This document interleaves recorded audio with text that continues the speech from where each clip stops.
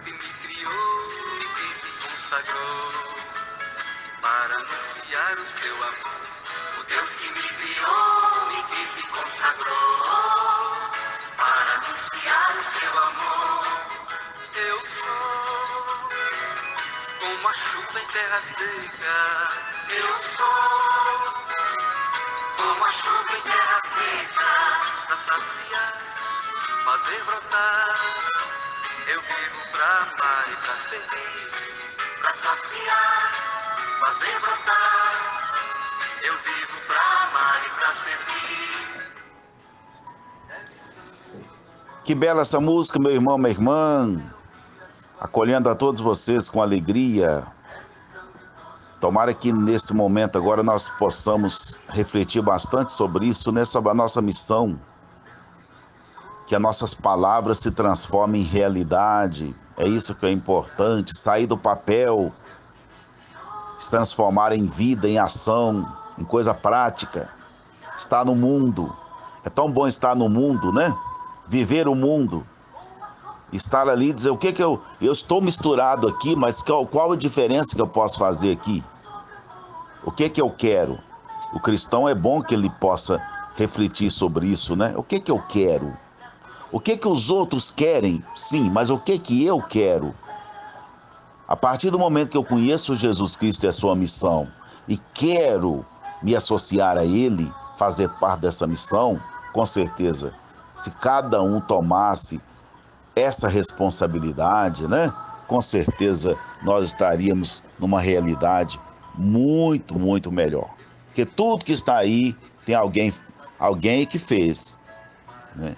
Eu gosto muitas vezes de, agora nem tanto, mas às vezes eu estou gravando aqui e eu gravo aqui onde eu moro, aqui no centro. E às vezes o barulho lá de fora, ele interfere. Vocês já devem ter ouvido aí barulho de martelo, barulho de máquina, não sei o quê, gente batendo aqui, batendo ali, falando, não sei o quê. Alguém pode dizer assim, né, meu irmão falou, tem uns ruídos aí, pode te atrapalhar. Mas eu acho que não está atrapalhando, não. Eu acho que isso ajuda a compor a realidade, né? Que eu estou pregando no meio do mundo. Eu estou no meio do mundo. Estou vivendo o mundo. Né? Quem está no meio, está no meio. Né? Eu acho que tem gente que enxerga de outro jeito, eu respeito, né? Ir lá pro seu cantinho, sua capela particular, se fechar lá e tudo. Isso também pode ser bom, estou falando, o isolamento às vezes é bom para a gente pensar, para a gente refletir. Nós precisamos também desse momento de fechar a porta, como disse Jesus, né? Entrar para o seu quarto, entra para o seu quarto e fecha a porta. Pois é, mas o próprio Jesus também ensina que a oração ela tem que se cumprir na missão. E a missão ela acontece no meio. Não adianta querer ser missionário apenas de papel, né? Missionário da teoria. Isso aí tem muitos, é fácil falar bonito, falar isso, falar aquilo. Mas é preciso que nós assumamos mesmo a missão. Não tenhamos nome de missionário só, mas que nós assumamos a missão.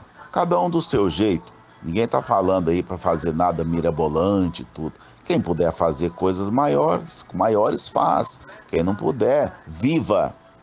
A própria vivência no meio das pessoas, ela já vai determinar para a gente, né, denotar, ela vai, de certa forma, dizer para a gente como está sendo o estar da gente no mundo, né? A maneira da gente conversar, da gente tratar, da gente passar as mensagens para as pessoas, né?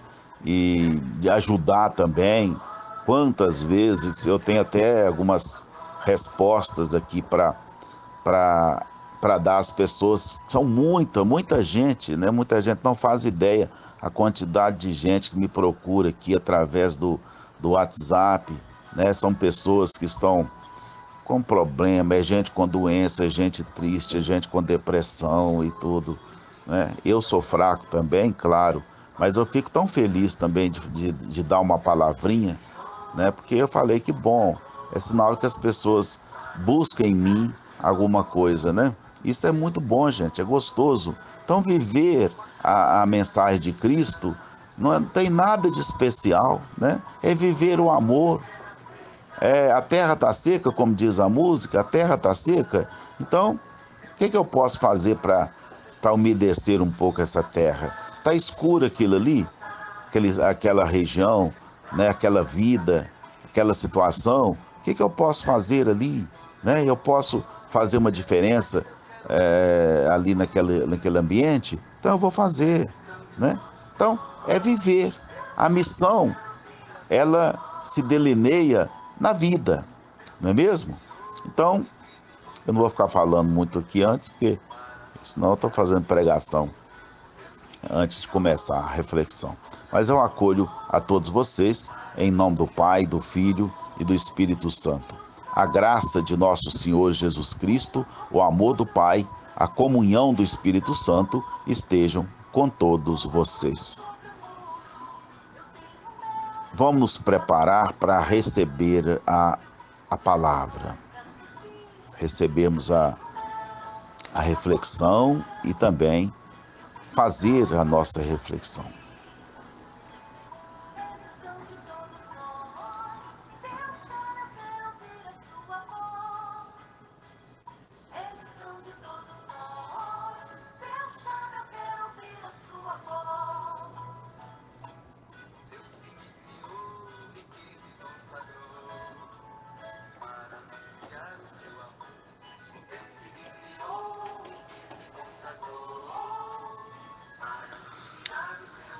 O texto de hoje do Evangelho é desse dia 7, quinta-feira, 7 de janeiro de 2021.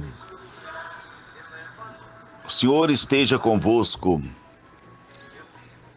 Proclamação do Evangelho de Jesus Cristo segundo São Lucas. Lucas capítulo 4, versículos 14 a 22. Naquele tempo, Jesus voltou para a Galiléia com a força do Espírito e sua fama espalhou-se por toda a redondeza. Ele ensinava nas suas sinagogas e todos o elogiavam. E veio à cidade de Nazaré, onde se tinha criado. Conforme seu costume, entrou na sinagoga no sábado e levantou-se para fazer a leitura. Deram-lhe o livro do profeta Isaías. Abrindo o livro, Jesus achou a passagem que está escrito: O Espírito do Senhor está sobre mim, porque ele me consagrou com a unção para anunciar a boa nova aos pobres. Enviou-me para proclamar a libertação aos cativos e aos cegos, a recuperação da vista, para libertar os oprimidos e para proclamar um ano da graça do Senhor. Depois fechou o livro, entregou-o ao ajudante e sentou-se. Todos os que estavam na sinagoga tinham os olhos fixos nele. Então começou a dizer-lhes: Hoje se cumpriu esta passagem da Escritura que acabastes de ouvir. Todos davam testemunho a seu respeito, admirados com as palavras cheias de encanto que saíam da sua boca. Palavra da salvação. Pois é, meu irmão, minha irmã, Jesus na sinagoga de Nazaré. Nazaré era a cidade de Jesus, cidade de origem, né? Onde ele foi criado. Então ele entrou na sinagoga, por quê? Porque ele era judeu, e todo judeu tinha o sábado. O sábado era consagrado ao Senhor, né? Eles não faziam nada no sábado, não. O sábado era dia de oração, de escuta da palavra e tudo. É o nosso domingo, né? Que também nem é respeitado nada, mas o sábado judaico era muito respeitado. Eles tiravam exclusivamente o sábado para isso. E então ele entrou na sinagoga. Na sinagoga era casa de oração, de ensinamentos, da palavra. Como seria? Como é que eu explico para muita gente? É como se fossem as capelinhas que nós temos, né? Tem a matriz, tem paróquia, lá no Santo Afonso não tem as capelas, mas às vezes tem as capelas. As capelas, às vezes, ali não tem Eucaristia, não tem o Santíssimo, nada. O povo se reúne ali para ouvir o Evangelho, para louvar, para as pregações, né? É uma coisa mais do povão. Então, mas tinha o templo. O templo era suntuoso, né? O templo judaico era o lugar dos sacrifícios, né? Da atuação dos sacerdotes e tudo mais. Mas só no templo, oferecer sacrifício e tudo é só no templo. As sinagogas eram espalhadas pelo território, né? Que é lugar das pessoas rezarem. Muito bem. E Jesus, então, como bom judeu, cumpria também aquilo que era a determinação judaica, né? Cumpria o seu preceito de ir aos sábados, né? Então ele entrou na sinagoga de Nazaré para participar do momento de oração desse aí, né? De leitura da palavra, e depois a pessoa que lesse a palavra, ela também podia fazer uma reflexão com o povo. Hoje nós chamamos de homilia, né? Uma pregação em cima daquilo que leu. Interessante que Jesus recebe o livro do profeta Isaías. E ele então pega esse livro e vai exatamente na passagem lá do profeta Isaías, que é o capítulo 61 de Isaías, versículo de 1 a 2, que fala sobre a atividade do Messias quando ele viesse. É bom que nós entendamos que lá no Antigo Testamento, quando fala Messias, não está falando diretamente de Jesus, não. O Messias esperado por eles, para nós cristãos, se cumpriu em Jesus. Jesus para nós, é o Messias esperado. Mas lá o que está falando não é Jesus. Aquele é um enviado de Deus, um consagrado de Deus, que eles acreditavam piamente nisso.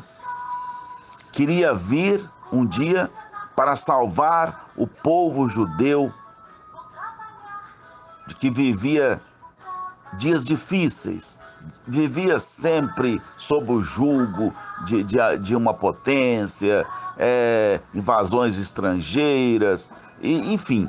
Então o povo esperava de Deus um Salvador, um libertador, um Messias. E esse Messias, ele tinha, inclusive, uma característica. Não era qualquer pessoa, não. É aquele alguém que viesse da linhagem de Davi, né, que desse continuidade ao reinado de Davi, que foi um reinado de libertação do povo e tudo.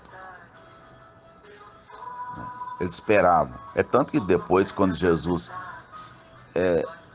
veio e todos enxergando Jesus como Messias, as autoridades judaicas não viam Jesus como Messias, porque para eles o Messias que eles esperavam tinha outro perfil, não era Jesus Cristo, né?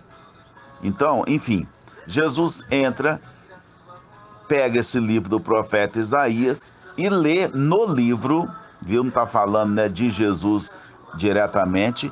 Ele lê lá no livro, está escrito lá: o Espírito do Senhor está sobre mim, porque ele me consagrou com a unção para anunciar a boa nova aos pobres, enviou-me para proclamar a libertação aos cativos e aos cegos a recuperação da vista, para libertar os oprimidos e para proclamar um ano da graça do Senhor. É muito interessante essa proclamação do ano da graça. Isso era um costume que existia entre os judeus, era o correspondente ao Ano Santo, o Ano Santo judaico, né? Nesse ano, as pessoas eram libertadas, os oprimidos, as dívidas muitas dívidas eram perdoadas, não é? E os cativos, as pessoas que estavam presas, eram soltas, que era o dia da graça, era o ano da graça. E Jesus então falou, eu vim proclamar esse ano da graça do Senhor. Mas não é que ele veio proclamar um ano segundo a lei judaica, um ano só, não. Esse ano aí que Jesus fala, ele transforma isso num tempo, um novo tempo, o tempo da libertação das pessoas, né? O tempo de devolver vista aos cegos, né? Então Jesus, ele inaugura esse novo tempo. Mas o que chama muita atenção aqui é o seguinte: ele pega o livro, ele lê a passagem, todo mundo esperava que ele ia fazer uma homilia bonita, uma pregação bonita, não é? O povo às vezes gosta de pregação, né? Bonita. Ah, fez uma pregação bonita. Essa pregação tocou lá dentro dos meus sentimentos, né? Mexeu comigo. E fica só aquela coisa assim na base do sentimentalismo e achar muito bonito, pregação bonita, né? Antigamente se pregava até em grego, citava latim, fazia aqueles floreios todos, né? Muita gente não entendia nada que o padre estava falando, mas achava lindo aquilo, né? Porque era uma coisa clássica, mostrava cultura e tudo mais, né? Então esperavam, estavam com os olhos fixos em Jesus, esperando o que ele ia falar, o que ele ia pregar.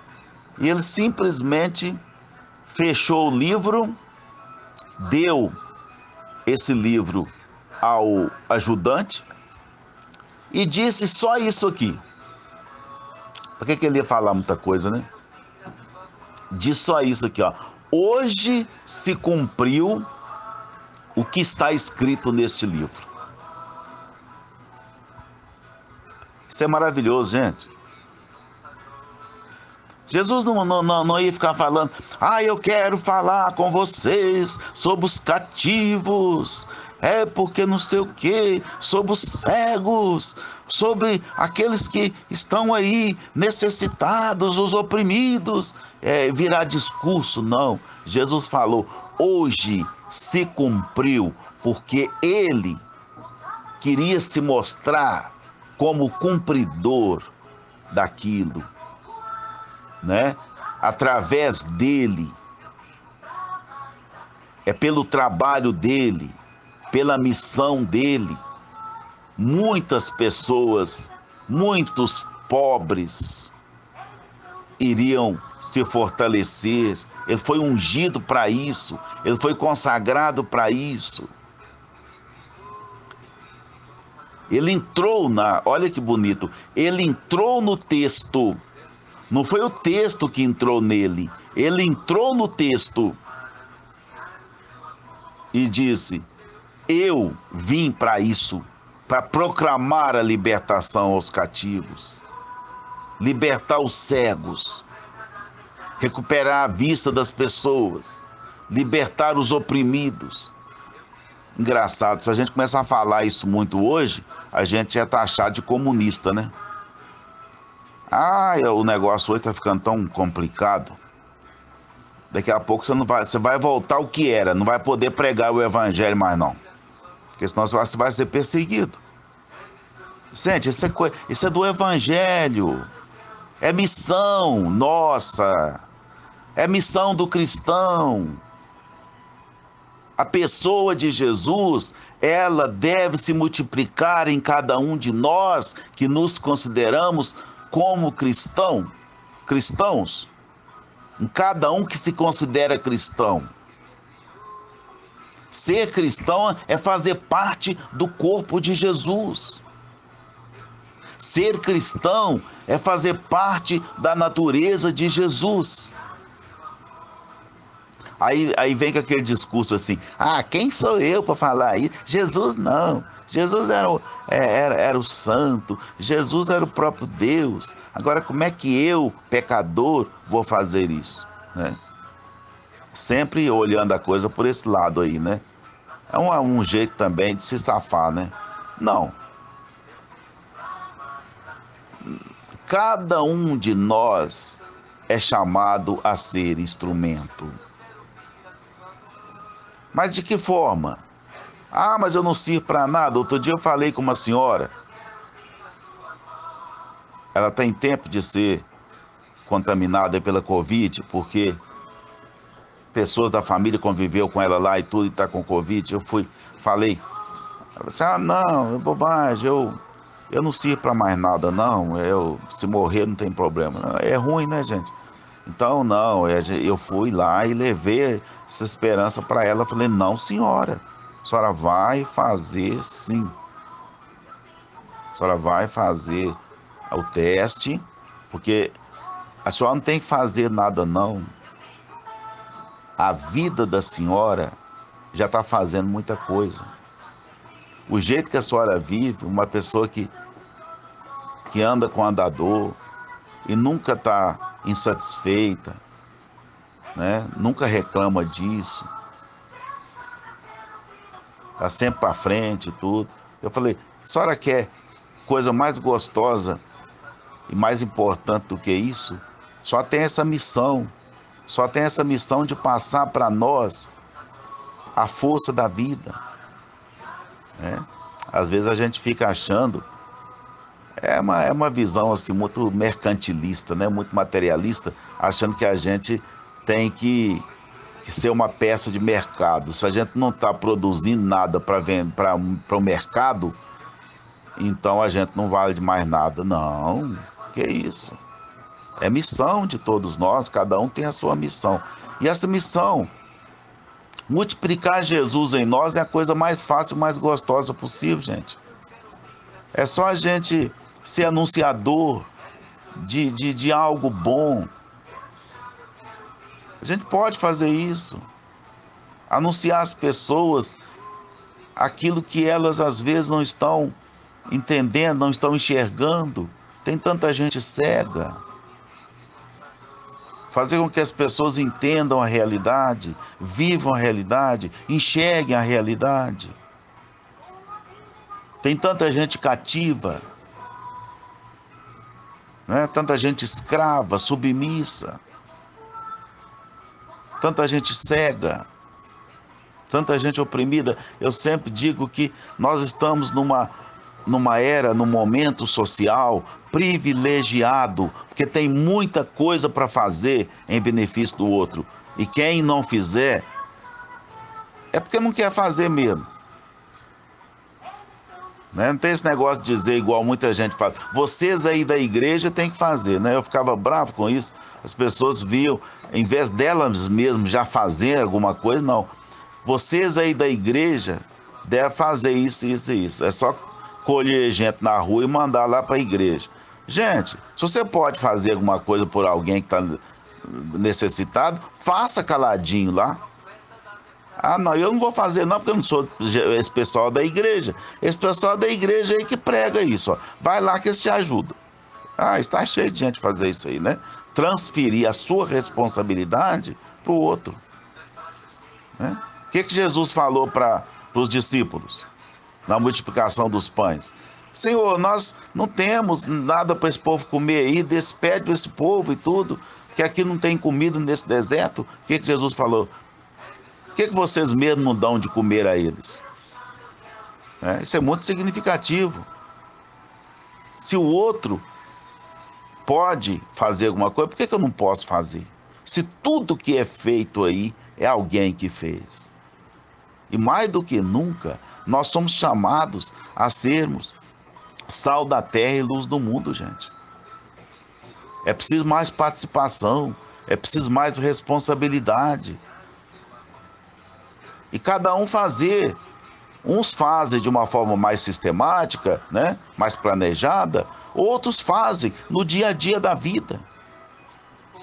A partir do momento que eu saio da minha casa e já começo a, a dialogar com o outro, algo bom, quem sabe uma pessoa está triste, simplesmente um oi, uma conversa, uma risadinha, não sei o que, você já está levando luz para essa pessoa. Então, o ser da gente, o agir, o ser da gente deve estar ligado ao agir, né? É o que Jesus falou aqui. Não se tratava de fazer um discurso bonito sobre aquilo que estava no livro, mas trazer aquilo para a vida e dizer: hoje se cumpriu o que está aqui, né? É difícil às vezes fazer isso. Ligar a fé, o batismo, o ser cristão, ligar isso às necessidades da vida. Aí ficam aí, criar uma religião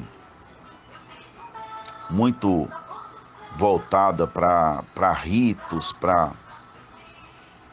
É um cristianismo de fachada, né, gente? Desculpa a minha franqueza, mas é isso. Às vezes alguém chega perto de mim e fala assim: eu quero ser padre. Ah, é? Você sabe qual é a função de um padre?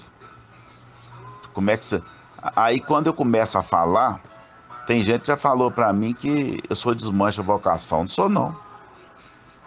Não vem me perguntar não, que eu vou falar direitinho o que é ser padre. E a pessoa fica: ah, mas aí... Por quê? Ela estava pensando que ser padre era se enfeitar toda, se empetecar toda de renda daquele trem todo e começar a usar incenso e não sei o que, falar bonito, falar rito. Gente, Jesus não fez rito nenhum. Me conta um dia em que lugar Jesus fez uma celebração com ritos.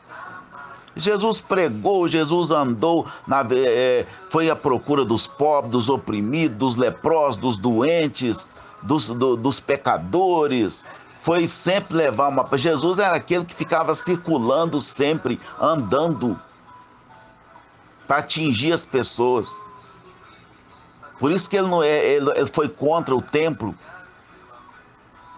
Jesus quis fundar um ser novo, né? Um ser atuante. Jesus não quis fundar igreja nenhuma, não. Aí fica naquela briga: é porque a nossa igreja, é aqui que a gente se salva. Ah, porque lá está escrito, né? Depois da profissão de fé de Pedro, lá está escrito que Jesus fundou a igreja, e a igreja é a nossa, é a católica. Ô, gente, lá não é igreja no sentido de instituição fechada com normas, com doutrina, com rito, não. Igreja no sentido lá que está falando é uma palavra grega, significa assembleia, povo, seguidores. A minha igreja. Onde é que está a igreja de Jesus? Na vida de todos aqueles que fazem o bem, que vivem o amor. Essa é a igreja de Jesus. Agora, se eles são espíritas, evangélicos, ou se são católicos, isso aí não importa. A igreja de Jesus está em todos aqueles que amam, homens e mulheres de boa vontade. Essa é a igreja de Jesus. É triste como a gente transformou isso tudo em ritos, em palavras vazias, leituras vazias, discursos vazios, sermões vazios e tudo mais, né? E quando às vezes a gente vai tentar estar no meio do povo, ah, mas esse aí nem é padre, né? Esse aí não vive com o distintivo de padre, esse aí seria um padre vira-lata, né? Tá no meio do povo. Acho que às vezes tem muita gente que olha para mim e acha que eu sou um padre vira-lata, sabe? Eu ando de bermuda, eu ando no meio do povo, ando no mundo. O mundo precisa de mim, no que eu precisar, de que precisar de mim eu estou aí, né? Eu não posso fazer tudo, lógico. Eu também não vou ser insensível a tanta coisa, que a gente só pode avaliar as coisas no mundo se a gente vive no mundo. Se a gente não vive também, a gente vai ver tudo como teoria, né? A gente tem que saber como ajudar, de que forma, a quem. Tem momento que a gente... Ah, mas ajuda sem olhar a quem. Não, tem pessoas que você tem que...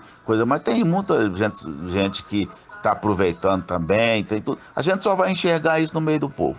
É vivendo a realidade que a gente vai enxergar isso, né? Mas o fato, sim, de uma maneira ou de outra, a gente nunca deve deixar de ser um portador, um anunciador ou anunciadora do amor, da paz, da justiça, alguém que faça diferença. O mundo está precisando, gente. Tem gente difundindo ódio, não é? Nós estamos em crise, crise na política, crise na saúde, crise. Vamos aproveitar dessa crise e vamos dizer o que eu posso fazer de melhor. Nem que seja uma simples coisa, mas eu quero somar. É isso. Analisar o hoje, não os discursos, mas o hoje. Que Jesus nos ajude nessa nossa missão. Amém.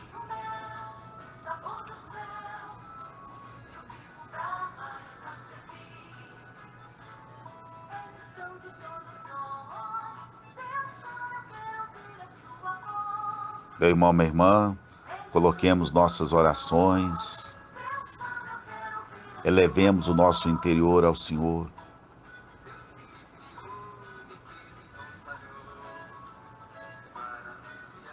Acolhei, Senhor, acolhei nosso pensamento, nossas orações, acolhei nosso interior, Senhor. Por Jesus Cristo, vosso Filho, que vive e reina na unidade do Espírito Santo. O Senhor esteja convosco. Abençoe-vos o Deus Todo-Poderoso, Pai, Filho e Espírito Santo. Desça sobre vós, sobre todos, essa bênção e permaneça para sempre. Amém. E até amanhã, na graça de Deus.